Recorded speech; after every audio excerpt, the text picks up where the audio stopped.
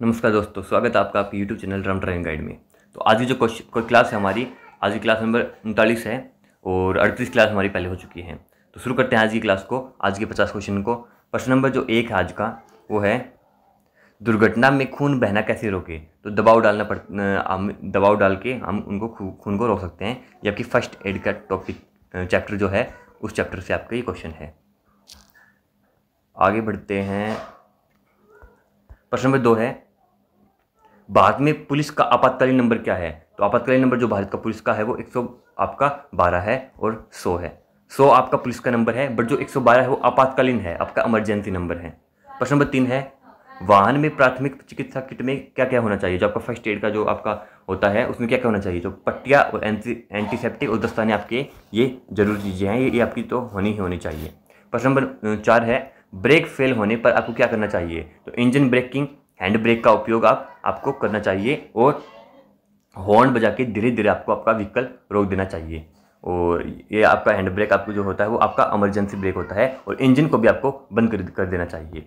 इसके बाद में प्रश्न नंबर 5 है, गाड़ी चलाते समय नींद आने से कैसे बचे। तो ब्रेक ले और पानी पी ले। जब आप लंबी दूरी तय करते हो तो भी आपको ज़रूरी होता है कि आपको रेस्ट लेना चाहिए। आपके तर्क शक्ति के क्वेश्चन आते हैं और ऐसे क्वेश्चन भी आपके बहुत ज़्यादा मतलब देखने को मिलते हैं एग्जाम में। कम से कम आपके 10 क्वेश्चन आपको तर्क शक्ति के मिलेंगे आपको देखने के लिए, कि मतलब इसमें आपसे पूछेंगे आपकी बुद्धि क्षमता की चेक करने के लिए कि आपको अगर ये सिचुएशन है तो आपको क्या करना चाहिए, आप कैसे इसको हैंडल करेंगे। तो ऐसे टाइप के क्वेश्चन बहुत आते हैं। प्रश्न नंबर 6 है, वाहन में अग्निशामक यंत्र का क्या कार्य है। जो आपका फायर एक्सटिंग्विशर होता है वो छोटी मोटी आग को बुझाने के लिए आपका उसमें लगाया जाता है वाहन में। प्रश्न नंबर 7 है, वाहन में अग्निशामक यंत्र कहाँ रखा जाता है। तो आसानी से पाउच योग्य क्षेत्र जहाँ पर आप आसानी से उसको ले सकते हैं। प्रश्न नंबर 8 है, अगर आपकी गाड़ी में आग लग जाए तो आपको क्या करना चाहिए। तो इंजन बंद करें, आग बुझाने वाले यंत्र का इस्तेमाल करें जो आपका फायर एक्सटिंग्विशर होता है। प्रश्न नंबर 9 है, टायर फटने पर मुख्य कारण क्या है। तो ओवर हीटिंग आपकी मुख्य कारण हो सकती है और ओवर इन्फ्लेक्शन ये दोनों आपकी मुख्य कारण हो सकती है।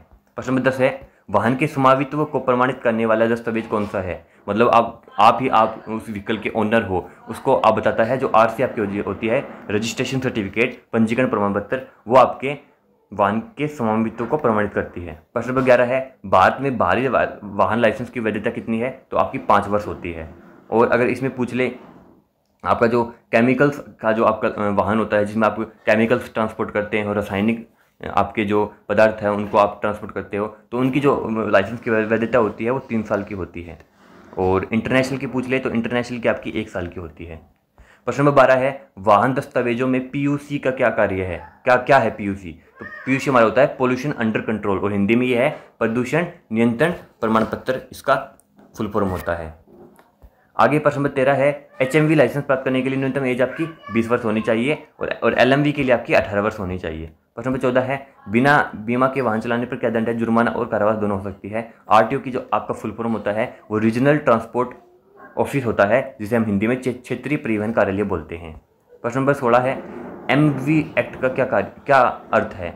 एमवी तो ये आपकी मोटर अधिनियम, आपका जो वाहन अधिनियम जो आपका एक्ट है इसका फुल फॉर्म होता है। प्रश्न नंबर 17 है, बिना सीट बेल्ट के गाड़ी चलाने पर कितना जुर्माना है। तो 1000 रुपये का आपका जुर्माना बिना सीट बेल्ट और बिना हेलमेट के आप गाड़ी चलाने पर जुर्माना है। प्रश्न नंबर 18 है, आरटीओ में फॉर्म 4 क्या है। तो ड्राइविंग लाइसेंस के लिए आवेदन करने के लिए आपका फॉर्म 4 का कार्य होता है। फॉर्म 4 आप भरना पड़ता है। प्रश्न नंबर 19 है, कमर्शियल जो आपका ट्रांसपोर्ट वाहन होते हैं चलाते समय क्या क्या साथ रखना चाहिए। तो डीएल मतलब ड्राइविंग लाइसेंस आपको साथ रखना चाहिए। आरसी आपको आरसी साथ रखनी चाहिए। पीयूसी पोल्यूशन अंडर कंट्रोल आपका साथ रहना चाहिए। बीमा एटलीस्ट थर्ड पार्टी बीमा आपका होना चाहिए। थर्ड पार्टी बीमा, फर्स्ट पार्टी भी आप ले सकते हो, अब बहुत अच्छी बात है, सेकंड पार्टी भी ले सकते हो, बट एटलीस्ट थर्ड पार्टी तो आपके पास होना ही होना चाहिए। प्रश्न नंबर 20 है, कार्बोरेटर का क्या कार्य है। तो ईंधन और हवा को मिलाने का कार्य हमारा कार्बोरेटर करता है। प्रश्न 21 है, वाहन की सस्पेंशन का मुख्य भाग क्या है। तो शॉक एब्जॉर्वर जो आपका होता है वो वाहन के सस्पेंशन का मुख्य भाग होता है। शॉक एब्जॉर्वर आपके झटके जितने भी होते हैं उनको एब्जॉर्व करने का कार्य करता है। प्रश्न नंबर 22 है, अल्टरनेटर का क्या कार्य है। तो आपकी जो बैटरी चार्ज आपकी होती है वो अल्टरनेटर के ही द्वारा होती है। अल्टरनेटर आपकी बैटरी को चार्ज करता है। प्रश्न नंबर 23 है, इंजन के अधिक गर्म होने पर मुख्य कारण क्या है। तो मुख्य कारण आपका ये होता है कि आपकी जो कूलिंग सिस्टम है उसमें खराबी आ जाना, शीतलक रिसाव का मुख्य कारण आपका होता है। प्रश्न नंबर 24 है, इंजन को पहियों से जोड़ने वाला घटक कौन सा है। तो आपका ट्रांसमिशन सिस्टम जो आपका होता है, ट्रांसमिशन सिस्टम, वो आपके इंजन को पहियों तक आपकी शक्ति को पहुंचाता है। ट्रांसमिशन सिस्टम का ही कार्य होता है। आगे बढ़ते हैं। प्रश्न 25 है, डिफरेंशियल का क्या कार्य है? डिफरेंशियल जो होता है वो पहियों को शक्ति वितरित करने का कार्य करता है। वो जरूरी नहीं है कि समान रूप से ही दोनों पहिए चले, अलग अलग गति से घुमाने के लिए दोनों टायरों को भी डिफरेंशियल का यूज होता है, और पहियों को शक्ति वितरित करने का के काम भी डिफरेंशियल का यूज होता है। प्रश्न नंबर 26 है, वाहनों में ईयूसी का अर्थ क्या है? तो इंजन कंट्रोल यूनिट इसका फुल फॉर्म होता है, और इसका कार्य होता है जो आपका डीजल इंजन होता है उसमें आपका कंट्रोल करना, जो भी आपका हवा का जो जितना भी आप कितनी हवा आएगी उसमें अंदर, है नी, क्योंकि फ्यूल तो जो आपका होता है वो फ्यूल इंजेक्टर के द्वारा आ जाता है, बट जो एयर आती है उसको कंट्रोल करने का कार्य ईसीयू का होता है। इसकी फुल फॉर्म है इंजन कंट्रोल यूनिट। प्रश्न नंबर 27 है, कैटालिटिक कन्वर्टर का क्या उद्देश्य है? तो ये हमारे उत्सर्जन जो पोल्यूशन होता है उसको कम करने का कार्य करता है। प्रश्न नंबर 28 है, ट्रक में किस प्रकार की बैटरी का उपयोग होता है? तो लेड एसिड बैटरी का इसमें उपयोग होता है। जितने भी आपके व्हीकल जो डीजल और पेट्रोल सीएनजी के हैं उनमें आपका लेड एसिड बैटरी का उपयोग होता है, और जितने भी आपके इलेक्ट्रिकल व्हीकल्स होते हैं उसमें लिथियम आयन बैटरी का आपका यूज होता है। किसका होता है? लिथियम आयन बैटरी का आपका यूज होता है। प्रश्न नंबर 29 है, एयर फिल्टर क्या कार्य है? तो वायु सेवन में धूल को हटाता है। जो भी आपका एयर आपका अंदर आता है व्हीकल में, इंजन में, जैसे आपका डीजल इंजन होता है उसमें एयर आता है, पेट्रोल इंजन में आपका होता है उसमें एयर आता है, तो एयर को फिल्टर करने का कार्य करता है ताकि उसके जो धूल वगैरह है उसके साथ न जाए। प्रश्न नंबर 30 है, रक्षात्मक ड्राइविंग क्या है? तो रक्षात्मक ड्राइविंग आपका होता है दुर्घटनाओं को रोकने के लिए ड्राइविंग, और इसे हम इंग्लिश में बोलते हैं, इंग्लिश में क्या था वो ध्यान नहीं आ रहा मेरे को, बट रक्षात्मक ड्राइविंग होता है वो दुर्घटना को रोकने के लिए ड्राइविंग होता है। और एक आपका होता है इको ड्राइविंग, ये आपको मैं बता दूंगा, आपको मेरे याद आएगा जो इंग्लिश में वो क्या वर्ड था वो मेरे माइंड से अब स्लिप हो रहा है। और इको ड्राइविंग होता है, एक होता है आपका इको ड्राइविंग। इको ड्राइविंग होता है पर्यावरण को बिना किसी नुकसान पहुंचाए आपका ड्राइविंग करना, मतलब पर्यावरण को भी साथ लेके, मतलब देखना, पर्यावरण के बारे में भी सोचना, विचार विमर्श करके आपको ड्राइविंग सही प्रकार करना, उसे हम इको ड्राइविंग बोलते हैं। प्रश्न 31 है, हाइड्रोप्लेनिंग क्या है? तो हाइड्रोप्लेनिंग आपकी होती है गीली सड़कों पर पकड़ का नुकसान, मतलब आपकी जो बारिश वगैरह में आपकी जो सड़कें हैं वो गीलिंग हो जाती है, उसे हम हाइड्रोप्लेनिंग बोलते हैं। प्रश्न 32 है, हाइड्रो का मतलब क्या होता है? हाइड्रो मतलब होता है वाटर। हाइड्रो का मतलब क्या होता है? वाटर। तो इससे आप ऐसे याद कर सकते हो, हाइड्रो का मतलब होता है वाटर, मतलब पानी, जो गीली सड़कें होती है उसको पकड़ने में नुकसान हो जाता है, उसे हम हाइड्रोप्लेनिंग बोलते हैं, क्योंकि फ्रिक्शन उसमें कम हो जाता है गीली सड़कों पे, और जो टायर होता है हमारे वो स्लिप करने का ज़्यादा चांस होता है। प्रश्न नंबर 32 है, पहाड़ी पर गाड़ी चलाने का सबसे अच्छा तरीका क्या है? तो निचले गियर का उपयोग करना, मतलब आपका लो आपका गियर होना चाहिए। क्यों होना चाहिए? क्योंकि लो गियर में आपका टॉर्क ज़्यादा होता है, और टॉर्क की हमें आवश्यकता होती है पहाड़ियों क्षेत्रों में गाड़ी चलाने के लिए। प्रश्न नंबर 33 है, कोहरे में गाड़ी चलाते समय आपको क्या करना चाहिए? तो हमेशा आपको लो बीम लाइट का उपयोग करना चाहिए कोहरे में, और आपको फॉग लाइट का उपयोग आपको फॉग के टाइम पर करना चाहिए। प्रश्न नंबर 34 है, टेल गेटिंग क्या है? तो बहुत करीब से पीछा करना आपका टेल गेटिंग कहलाता है। आपकी जो पीछे मान लो कोई व्हीकल आपको फॉलो कर रहा है, आपको पीछे पीछे आ रहा है और बहुत ही करीब है, मतलब इतना करीब है कि अगर आप ब्रेक भी लगा दोगे तो आपकी टकरा जाएगा, आपका पिछला व्हीकल आपके व्हीकल से टकरा जाएगा, उसे हम टेल गेटिंग बोलते हैं। प्रश्न नंबर 35 है, आपको किसी अन्य वाहन को सुरक्षित तरीके से कैसे ओवरटेक करना चाहिए? सबसे पहले आपको इंडिकेटर देने हैं, दूसरी में आपको किसी अन्य वाहन को सुरक्षित तरीके से कैसे ओवरटेक करना है, मतलब आपको ओवरटेक करना है किसी आगे वाली व्हीकल को, तो सबसे पहले क्या करना है, आपको हॉर्न देना है।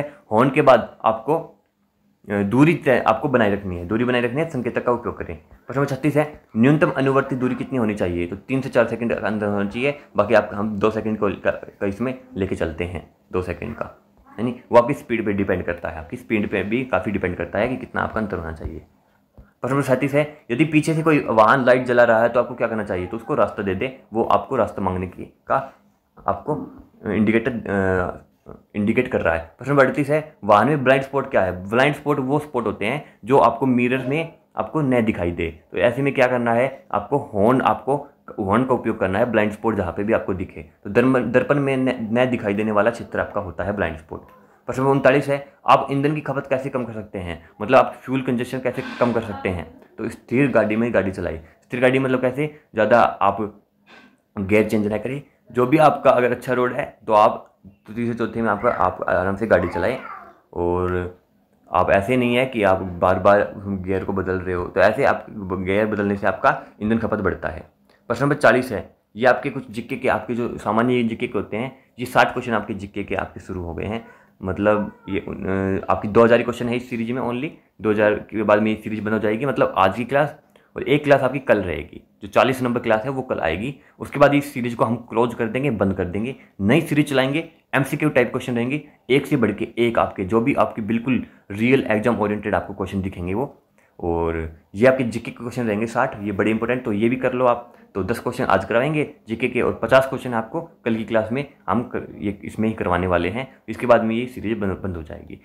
भारत की राजधानी क्या है? नई दिल्ली आपकी भारत की राजधानी है। प्रश्न नंबर 41 है, भारत की सबसे लंबी नदी कौन सी है? गंगा नदी जो है आपकी, वो भारत की सबसे लंबी नदी है। प्रश्न नंबर 42 है, भारत के पहले राष्ट्रपति कौन थे? डॉक्टर राजेंद्र प्रसाद जो थे वो आपके भारत के पहले राष्ट्रपति थे। प्रश्न नंबर 43 है, क्षेत्रफल की दृष्टि से भारत का सबसे बड़ा राज्य कौन सा है? राजस्थान जो है वो आपका सबसे बड़ा राज्य है क्षेत्रफल की दृष्टि से। प्रश्न नंबर 44 है, किस भारतीय शहर को गुलाबी शहर के नाम से जाना जाता है? Pink city. तो पिंक सिटी हम जयपुर को बोलते हैं, जयपुर हमारा राजस्थान में पड़ता है। प्रश्न नंबर 45 है, भारत की मुद्रा क्या है? भारतीय रुपया आपका जो है वो भारत की मुद्रा है। प्रश्न नंबर 46 है, भारत में सबसे लंबा राष्ट्रीय मार्ग कौन सा है? तो आपका जो NH44 है, NH44, वो आपका सबसे बड़ा लंबा राष्ट्रीय मार्ग है, राजमार्ग है। प्रश्न नंबर 47 है, भारत का राष्ट्रीय पशु क्या है? बंगाल टाइगर जो है आपका, वो आपका भारत का राष्ट्रीय पशु है।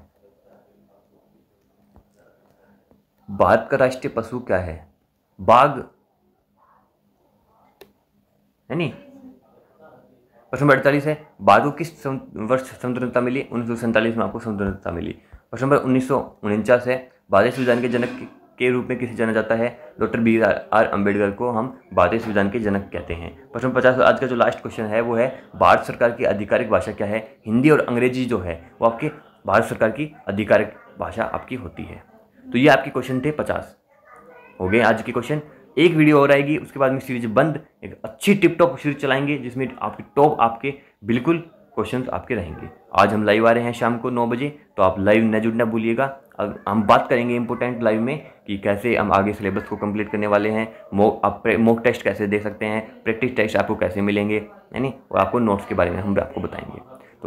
तो जुड़ना नहीं भूलिएगा। और पीछे जितनी भी आपकी क्लास हुई है वो सारी की सारी इंपॉर्टेंट है, सारे में आपके एग्जाम ओरिएंटेड क्वेश्चंस हैं। आप एक भी मिस ना करिएगा, आपका 100% सिलेक्शन हो जाएगा। हम आपको गारंटी देते हैं सिलेक्शन की, आपका सिलेक्शन हो जाएगा। बस आप जो हम करवाए हैं वो आप पढ़ते रहिएगा। तो मिलते हैं नेक्स्ट वीडियो में। लाइक कर लो वीडियो को और सब्सक्राइब कर लो चैनल को, और कोई भी अगर आपका डाउट है तो हमें कमेंट में बताइएगा। जय हिंद।